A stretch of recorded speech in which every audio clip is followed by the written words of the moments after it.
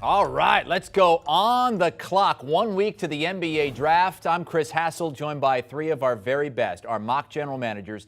Avery Johnson. Avery is in Boston covering the NBA Finals. Tim Doyle and Kyle Boone are here. Jabari Smith had been the heavy favorite to go number one, about minus 400, some places minus 500, but now it's kind of a toss-up between he and Chet Holmgren. Both are close to even money. Chet has gone number one in all of our mocks so far. Avery, lead us off for the Orlando Magic. Yeah, with the number one pick in the 2022 NBA draft, the Orlando Magic select Chet Holmgren out of Gonzaga. I think this is an outstanding pick, one which that I've been flip-flopping on for the last several weeks. This guy's 7 feet tall. He does an incredible job of protecting the rim. He finishes well inside. He averages, 14 points a game. He runs the court well and handles the ball at an extremely high level for his size. So, again, Jabari Smith can easily go here, and I would be okay with it. But this talent and the length of this young man, Orlando, when you look at the Orlando Magic, Anthony cannot be your best player. So you got to go with somebody that's going to have a long – hopefully, if he stays healthy, he's going to have a big-time future in the NBA. So, again, if I'm the Orlando Magic, it'll be a toss-up, but I'm selecting Chet Holmgren. Yeah, I would have thought it was a toss-up, too, until last year the Orlando Magic took Jalen Suggs. Aha! Same high school as Chet Holmgren. This is like AC Slater and Zach from Saved by the Bell. They are meant to be together. Holmgren had 114 blocks in the WCC last year, playing in maybe not a conference that was a Power 5, but he was under the microscope every single day, every single game. The biggest thing with Chet is, you know it, I know it, the American people know it, he's going to have to put on weight. And he has to look at a guy like Kristaps Porzingis, who came into the NBA with those string bean arms, and he has put on a ton of weight and has changed his body. But the fact that Suggs is there, I think makes this a mortal lock that Holmgren, his high school teammate, ends up in Orlando. Yeah, and I think we have to keep in mind, too, this is the same front office that was instrumental in drafting not only Giannis Antetokounmpo, but also Mo Bamba. They very much value length, wingspan, guys who can protect the rim. Chet Holmgren kind of checks all those boxes. Obviously, as the guys have already mentioned here, some major questions that come along with the skinny frame, but he's a great shot blocker. I think he's going to be a specialist early in his career, especially kind of add some weight to his frame. He's going to get pushed around early. Can you imagine this guy trying to defend Joel Embiid? It's just not going to happen, but I think the instincts as a shot blocker, he can be a really dynamic defensive player. And then we saw at Gonzaga, the three-point shot already looks very good and translatable. We saw he can grab rebounds and run transitions. So kind of a dynamic two-way player. Really like this pick at number one for the Magic. This is our third official mock here on CBS Sports HQ, and Holmgren has gone number one in all three of our mocks, with three different guys making that selection. Let's move on to number two in the Oklahoma City Thunder. Kyle Boone, you're making that pick. And I will select Jabari Smith from Auburn. He became this past season the second freshman in college hoops history who is at least 6'10" or taller to make 73s and at least 100 free throws. Now, there's obviously some qualifiers with that, but the only person who had done that previously was a guy named Kevin Durant. So I think he's an elite shooting option, projecting him into the NBA. This is a guy who was a 94th percentile spot-up shooter last season, 100th percentile, literally one of the very best catch-and-shoot threats when he was unguarded last season. You cannot leave this guy open. I think he's going to have weapons around him to kind of complement his skill set, but Shai Gilgeous-Alexander already in tow for OKC, Josh Giddey already in tow, two really dynamic playmakers and passers.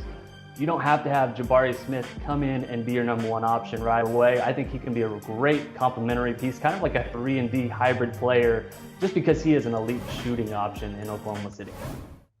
I mean, get excited, Kyle. Jabari Smith just fell into your lap, and you pair him with SGA, you pair him with Giddey. This is a team, all of a sudden, I'm getting excited right now. They kind of remind me of what the Cavs did this year, where the Cavs broke through and they were a playoff team, well, essentially all season long. This has the makings of it. You get the old Lou Dort there, is an excellent defender, can make a shot. And now you add in a game changer. Evan Mobley changed the franchise there in Cleveland, and I think Jabari Smith can do the same thing with OKC. But what a great piece to the puzzle there, Avery. This is meant to be. OKC is back, baby.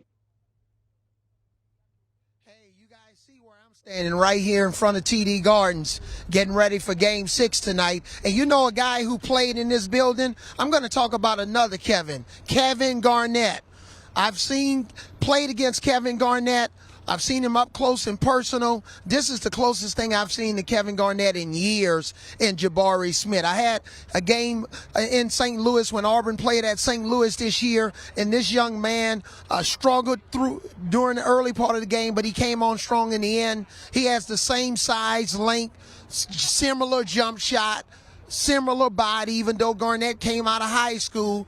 Jabari got 1 year of college, but I think this kid is a future perennial all-star. He's got that same type of motor and brash that Kevin Garnett has, and I think this is an outstanding pick at number 2. And that must go to show what Avery thinks about Chet Holmgren, considering Avery had the number 1 overall pick in this mock and didn't take a guy who he is comparing right now to Kevin Garnett. Let's move on to the Houston Rockets at 3. Houston making a move earlier in the week. They traded Christian Wood to the Mavs. They picked up another first-round pick. So this is the first of 3 first-round picks. Tim?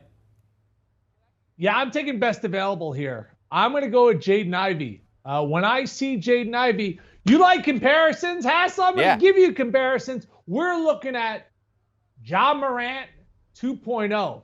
Now, the jump shot can be a bit suspect at times. So was Ja's jump shot. You remember you and I were calling Murray State games that we drove really fast to Nashville. You took your shirt off that night. I don't want to get into our Nashville party night, but Morant has made himself a capable shooter in the NBA. I'll give you an example. Jaden Ivey took 6 threes against Butler. He made all 6 threes. So if you have a 6-for-6 game in your bag, that means that you have the ability to shoot the 3 long term. What makes him great right now is he's a great athlete. He's explosive. He's great in transition. He's wildly athletic. He's got a high basketball IQ, comes from a basketball family. The biggest thing with him is going to be the same thing with Ja. Can you consistently make an open jump shot?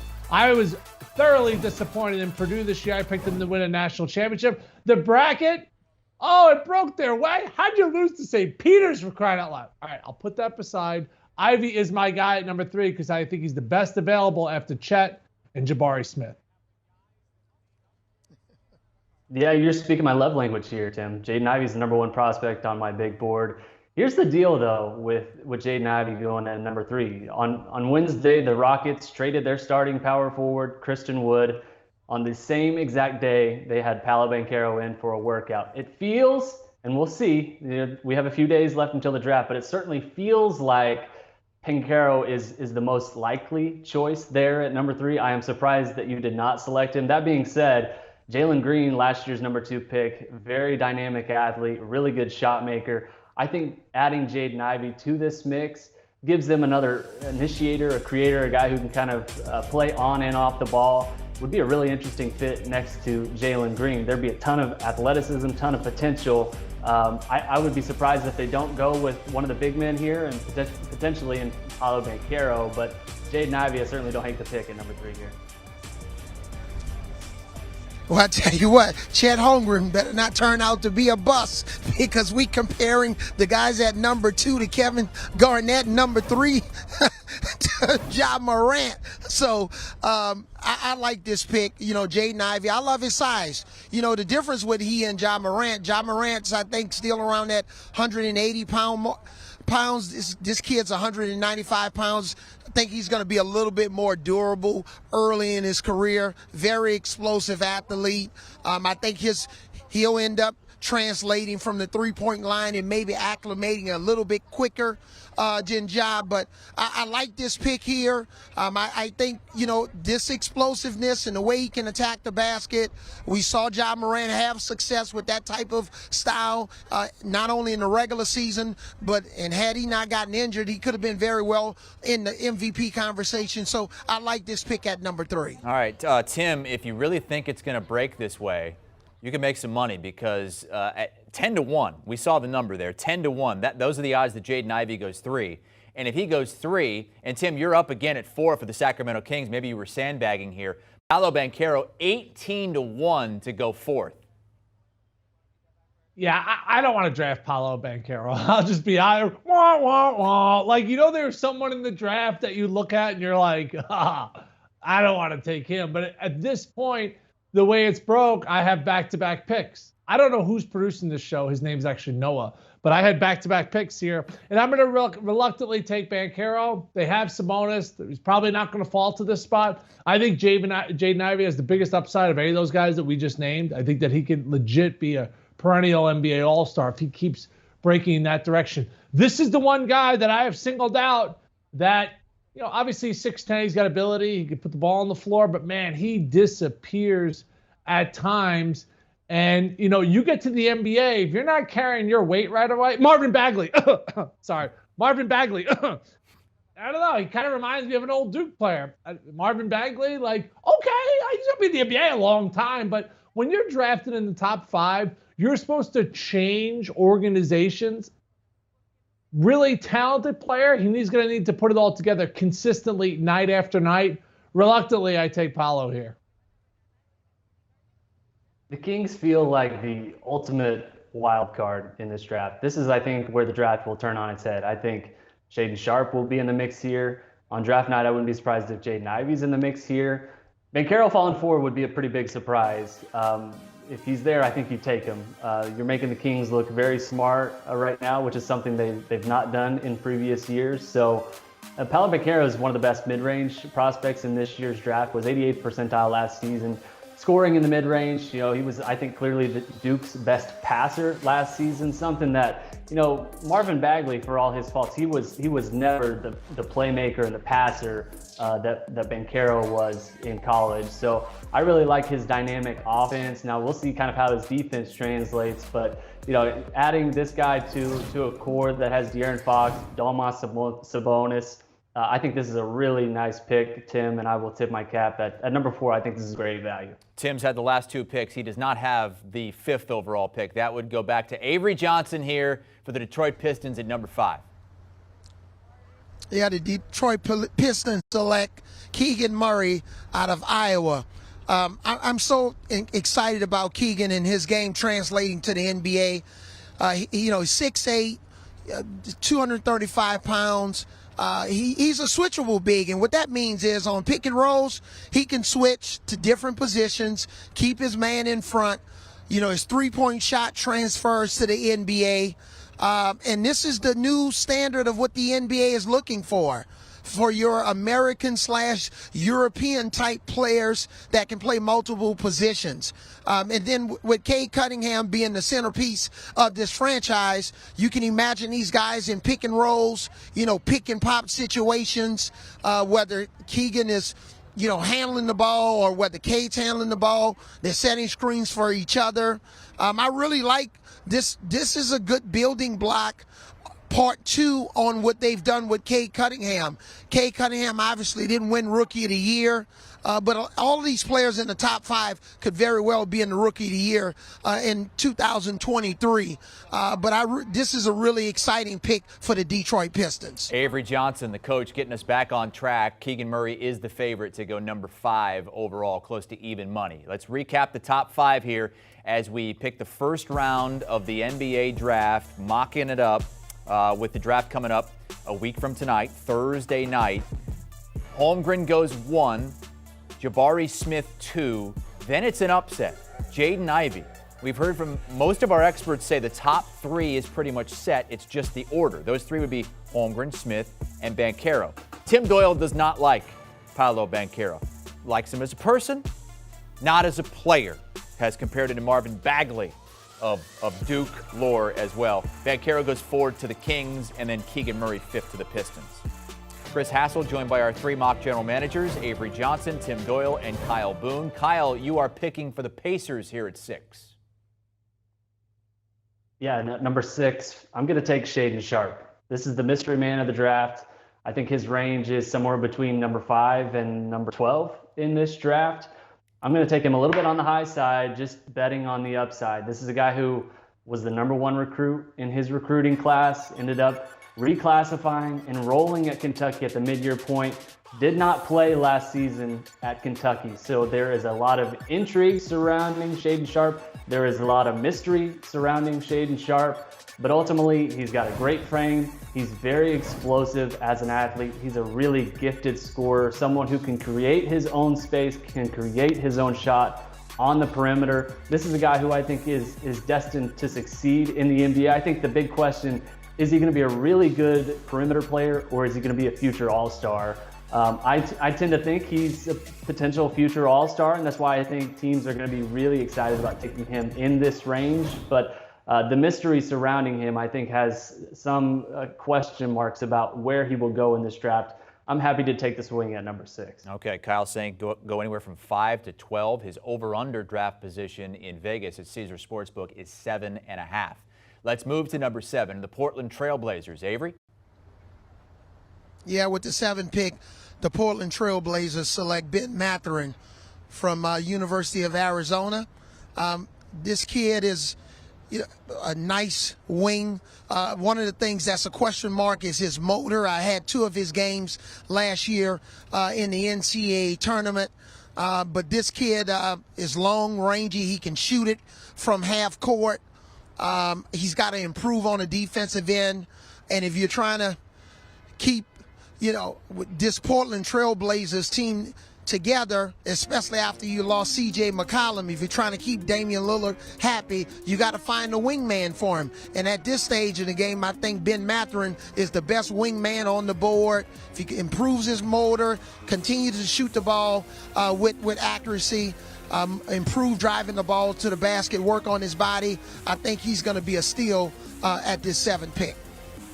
I totally agree. I have him going earlier than 7. I think that last year, 42% from 3, but a number I really like, he almost averaged 6 rebounds at the point guard / 2-guard position for Arizona. I think he's got a tremendous upside. When I look at his form, he shoots it really easy, because I'll tell you this right now, for any civilian that thinks an NBA 3 is easy, go out on a court that has a high school 3 and then take 3 steps back. It is a deep, deep shot, and it's tough to kind of translate that college 3, which is a little bit longer now than when I played, back to the NBA 3, but he shoots it really easy. Avery, I love this pick, my friend. This guy's going to be a stud.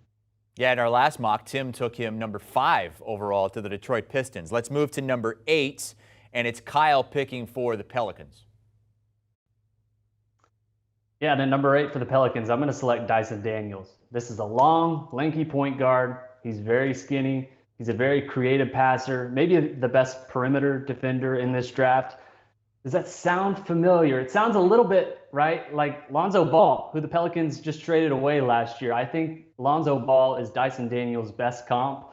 He needs to add some weight to his frame. I think he can improve as a shooter, but I think his defense, his passing, his creative playmaking is going to translate to the NBA. You're going to have to hope that his three-point shot can come around, can develop a little bit, but this is a guy who I think can fit in a number of different situations. He's very versatile, a connector type, someone who can play in multiple positions in the backcourt. If you're the Pelicans, you're trying to add weapons around Zion Williamson, I think Dyson Daniels, who can play multiple positions either on or off the ball, is a really good fit here. Our first non-college player taken here at number 8, Dyson Daniels to the Pelicans. The San Antonio Spurs have several picks in the first round, 3 of them to be exact. Avery, it's fitting that you have San Antonio's picks. Yes, with the 9th pick, the San Antonio Spurs select Johnny Davis out of Wisconsin. Coach Greg Popovich extended his year before going into a potential retirement. That's not breaking news. I'm just joking. But he's going to hang around to coach Johnny Davis.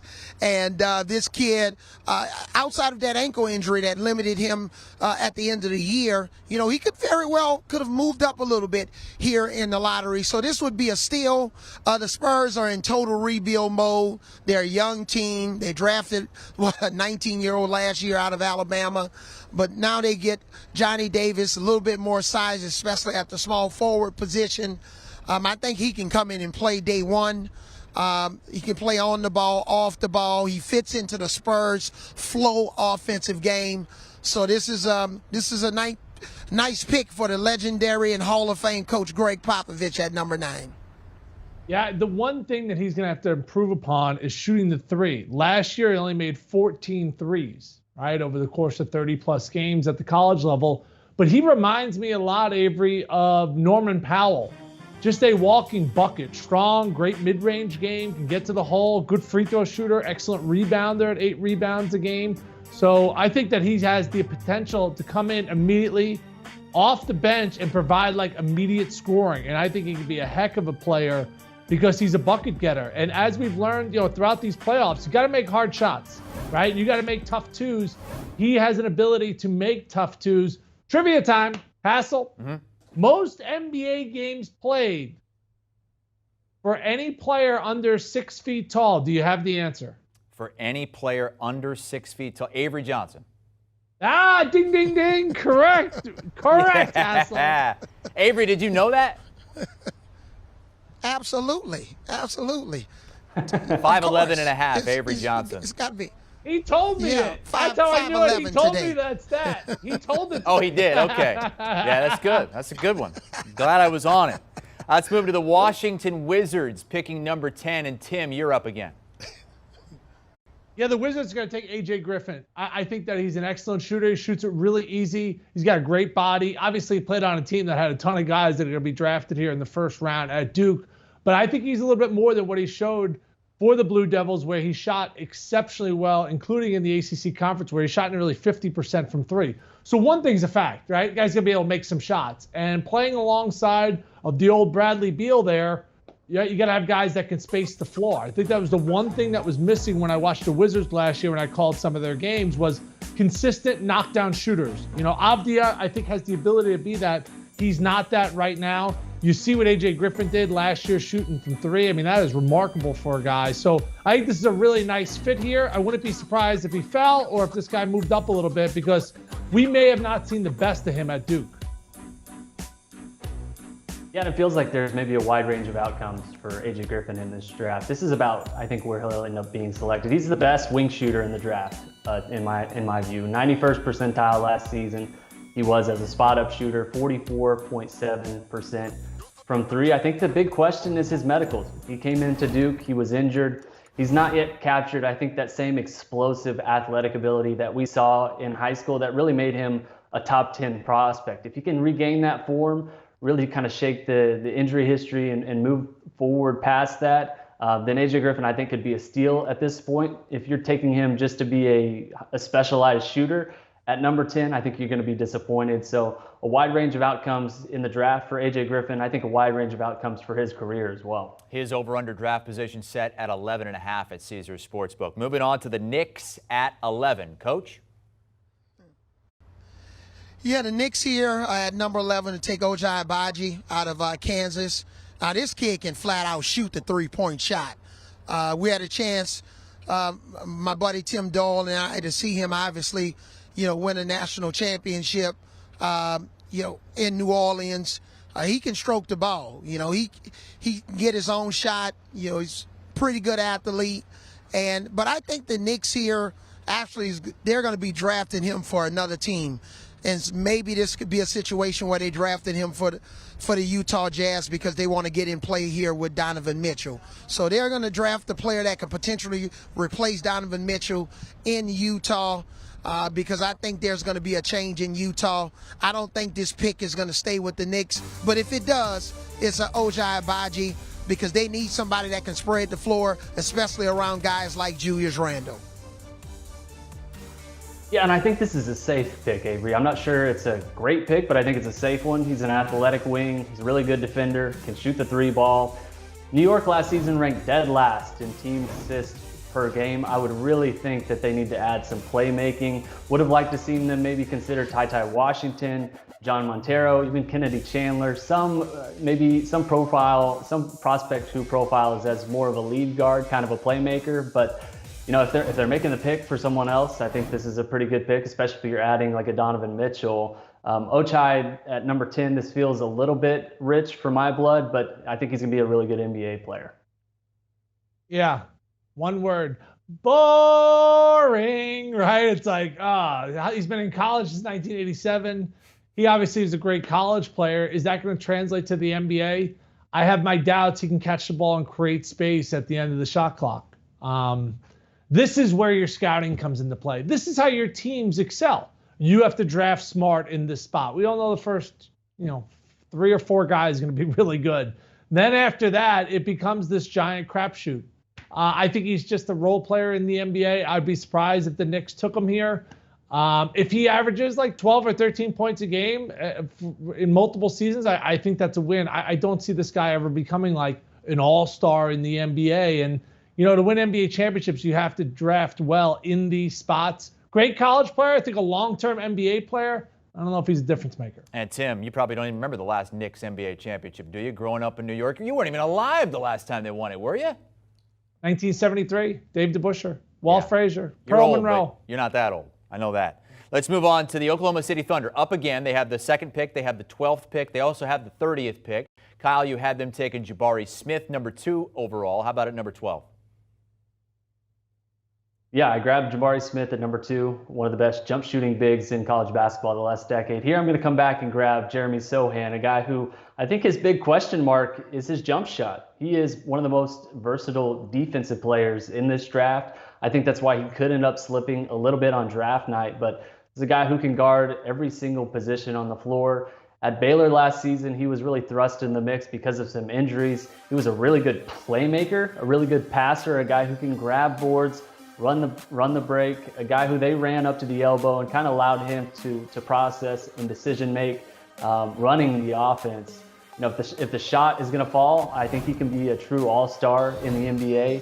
The big question is obviously going to be the shot, though. That's his swing skill. He doesn't look confident shooting the 3, and he's not very good at shooting the 3. So he's a developmental prospect. It's going to take some time, I think, for him to really grow and extend himself to becoming what he's eventually going to be in the NBA. But at number 12, you're picking for the Thunder, a franchise that is absolutely in rebuilding mode, can be patient with him, can develop him. I'm fine kind of being patient with Jeremy Sohan here at number 12. All right, the only team with multiple lottery picks, and that it is the Oklahoma City Thunder. Let's move into the teens now. The Charlotte Hornets have picks 13 and 15. Tim, who are they taking at 13? I actually have both picks, so sorry if I'm blowing up the producer's show right here. And I took this player in one of our mock drafts at 15. This draft, I'm going a little bit sooner, Hassel. I want to take him because I see Jalen Duren and LaMelo Ball just making magic together. Oh, boy. Pick and roll, throw it up. Because Duren, I don't know if he can score that low. I don't know if he can make a jump hook, but I know this. He can rebound. He can block shots. And his body is tremendous. He's strong. He's agile. He's got excellent hands. And when you see the tape of him, you're just going to be like, oh, man, what a fit right now. Another thing the Hornets do not do is protect the rim. They don't guard anybody. They can't guard a chair. So now you added a big guy that can block shots and rebound. But more importantly, I think he's an excellent fit here. So I'm not letting him slip. Give me Duren here. Yeah, I like this pick. Jalen Duren, I was kind of deciding whether to take him with the Knicks pick, but this is a solid pick for Charlotte. Robert Williams from the Boston Celtics has proved that you can be 6'11" and 7 feet tall and contribute on a team with a deep playoff run and in the finals. Similar to Robert Williams, who was out of Texas A&M, this kid out of Memphis can dunk everything around the basket. He's a lob king. He's a rim runner. He's a much more of a physical specimen than what Golden State took when they took James Wiseman out of Memphis who only played in a couple of games, but this was one of Memphis's most consistent players. Penny Hardaway, I've talked to him. He loved this kid. This kid basically can touch the top of the backboard. So I agree with LaMelo Ball. They're going to put on a show if this kid, Jalen Duren, ends up, going at this 13th pick. He could potentially go earlier, 10 or 11, sometime around that Knicks pick. But I really like him here with the Charlotte Hornets. All right, let's do a little give and go, Avery. I'm right back to you here with the Cleveland Cavaliers at number 14. Who are the Cavs taking? The Cavs picked Ty Washington. Tim talked earlier about how they hit a home run with Mobley having an outstanding year. This kid out of Kentucky, I think he's going to be a guy that can, especially if they trade one of my former players, Colin Sexton, who I know have been rumored in trades. This could be a player that can come off the bench behind Darius Garland, provide some instant offense and playmaking ability. I think he'll be able to translate in terms of making shots, getting his shot off the dribble. Defensively, he has to definitely improve. But again, I think this is a nice pick, for the Cavs. Guy that can get downhill. He's a unselfish player, finishes well in the paint. So solid pick here for the Cavs, and a really good pick and roll player. All right, Avery Johnson taking Ty Washington for the Cavs at 14 as we finish out the lottery here in our mock draft 3.0 on CBS Sports HQ. Let's take a look at how the lottery shook out. Chet Holmgren again goes number one. He's gone number one in every one of our mocks so far, even though Jabari Smith is still barely the odds-on favorite in Vegas to go number one. Jaden Ivey, an upset. Tim Doyle has him going number 3 to the Rockets because he's not a huge Paolo Banchero fan, but he did have Banchero going 4 to the Kings, followed by Keegan Murray. And then into the teens, Jalen Duren to the Hornets, who also have the 15th pick coming up. Do you want a sports network that delivers everything that matters about the game? The highlights, the picks, the instant analysis, no yelling, no fake debates, no politics. Hit the subscribe button and never miss a moment.